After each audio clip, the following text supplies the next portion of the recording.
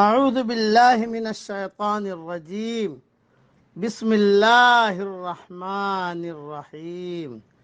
سورہ مریم کی آخری آیتیں پڑھ رہا ہوں۔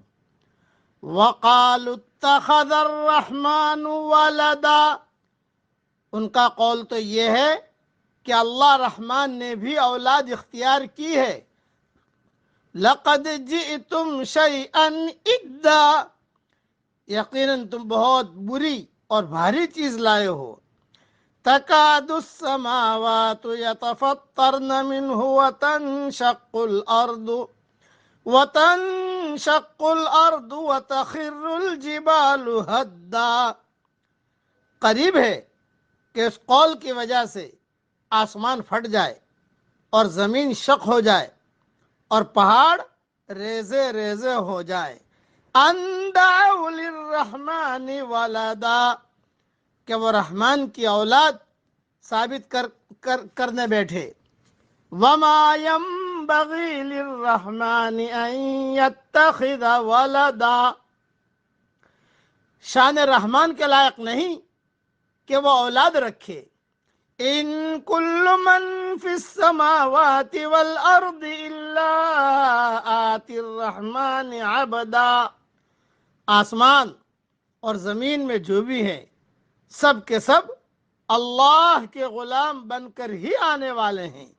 لقد احصاہم وعدہم عدا، ان سب کو اس نے گھیر رکھا ہے اور سب کو پوری طرح گن بھی رکھا ہے۔ وَكُلُّهُمْ آتِيهِ يَوْمَ الْقِيَامَةِ فَرْدًا، یہ سارے کے سارے قیامت کے دن اکیلے اس کے پاس حاضر ہونے والے ہیں۔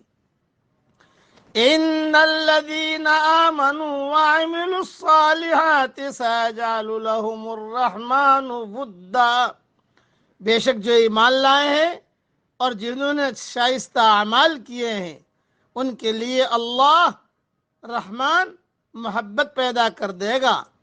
فَإِنَّمَا يَسَّرْنَاهُ بِلِسَانِكَ لِتُبَشِّرَ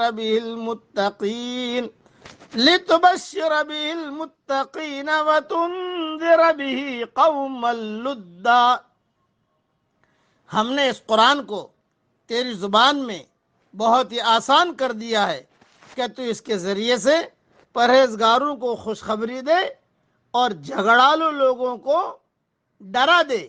وَكَمْ أَهْلَكْنَا قَبْلَهُمْ مِنْ قَرْنٍ، ہم نے ان سے پہلے بہت سی جماعتیں تباہ کر دی ہیں۔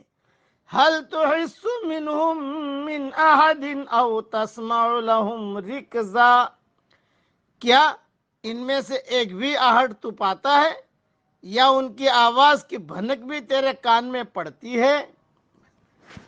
یہ سورہ مریم کی آخری آیتیں تھی۔ تھوڑی سی اس کی تشریح سن لیجئے کہ جو آدمی دنیا میں نیکی کرے گا اور اچھے اعمال کرے گا تو اس کی وجہ سے اللہ تعالیٰ محبت پیدا کرے گا لوگوں کے دلوں میں۔